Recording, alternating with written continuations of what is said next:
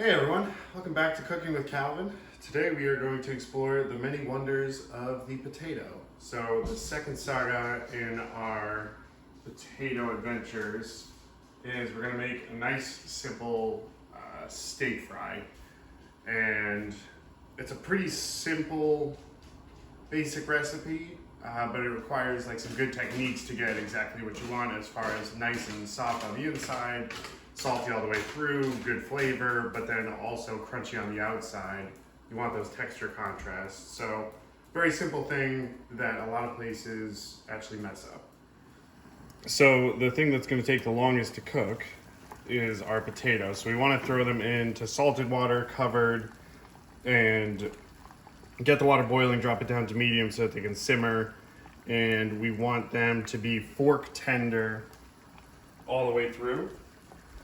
And with them being fork tender, from there we can cut and actually shape potatoes. So those still have a little bit longer. Now you want them to be soft enough that you're not going to bite into a hard potato, but you also want them hard enough that it's going to stay together when you're cooking them, when you're taking out, when you're processing them. So it's a pretty fine line. Then over here, for this, we have some olive oil. I have some cut up chives and rosemary. I have cut up garlic. Now this is raw, it hasn't been cooked, anything like that. And I have about a tablespoon of smoked paprika. I like to do smoked paprika because it gives it a little bit smoky flavor that you're not going to find anywhere else in these. You're also looking for paprika for a nice color. It will give it a little bit more brown on the outside. I'm also going to throw fresh basil into there, but I do want to wait a little bit just because the basil will turn colors if I cut it ahead of time. So for this, I just wait until we're finally ready to throw it on, and then we'll cut it up and throw it right in. Alright, so potatoes have passed the fork test. And so we don't want, usually if we had a product like this that we just took out and we want to process right away, we would run it under cold water, but we don't want to, like pasta and potatoes are two of the big things that you don't want to like rinse off to cool down after you cook them because of the starch and gluten that's formed. So in this case, we don't want to get the starch off of the potato. We want as much starch as we can dealing with this. So, and then we'd also be washing away that like nice salty outside layer that we created with the salt water. So we don't want to do that. So protect our hands. We want to use the tongs as best as we can to just position and cut right through. And just get really, really comfortable with a tong. Use it just as a second extension. Now, you can just cut it straight down the middle. It'll be pretty big pieces. So if you're feeling like you need a challenge, cut it at an angle. And then you could actually get 3 pieces out of that. Pretty manageable size.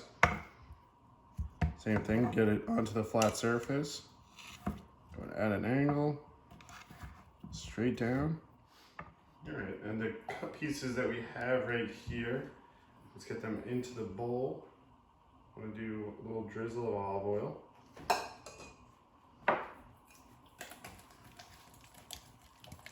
Make sure everything's coated nicely. Want to get a little bit of our garlic in there. That's why we're not cooking the garlic before. So now our oven should be preheated to about 425. We're gonna cook them right in there. Our last step right before they go in, a little bit of smoked paprika.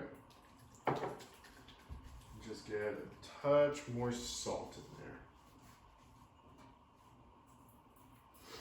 You could also salt it right as it's coming out, but I like a little bit right before it goes in, taste one, and then adjust from there. Line them out here.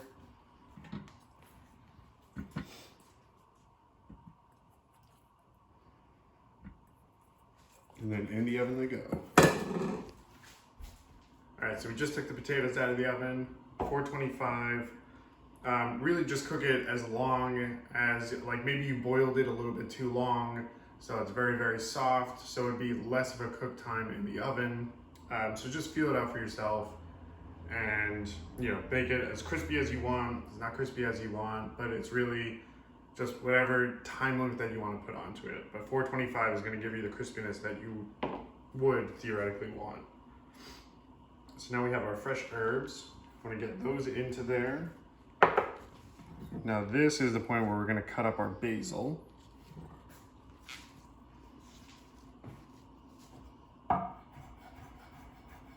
We just want to do it super, super thin.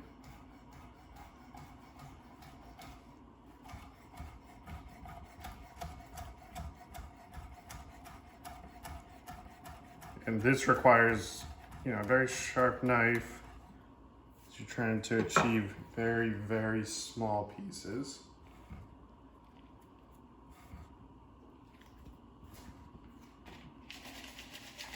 A little toss it around.